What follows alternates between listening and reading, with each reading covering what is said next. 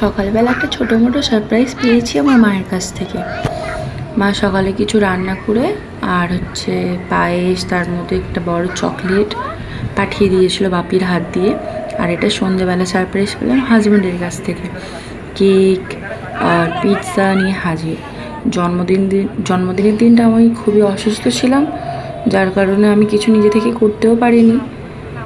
আর যা করেছে মা করেছে আর আমার হাজব্যান্ড করেছে। মা যেগুলো করেছে আমি সেগুলো দেখাতে পারছি না, কারণ সেই মুহূর্তে বাপিকে দিয়ে পাঠিয়ে দিয়েছিলো আর হচ্ছিলো বাইরে প্রচুর পরিমাণে বৃষ্টি। বাপি খাবার দিয়ে গিয়েছিলো আর তার মধ্যে ছিল। আর এগুলো যখন নিয়ে এসছে আমার মেয়ে ভিডিও বানিয়ে দিয়েছে, তো তাই এইগুলো দেখাতে পারছি। কেক কাট করে মেয়েকে, হাজব্যান্ডকে, ছেলেকে খাইয়ে দিলাম। আর একটা পিৎজা আর পকোড়া এনেছিল। তো আমাকে বলছে পকোড়াটা একটাই ছিল দোকানে, তো আমি বেশি আনতে পারিনি।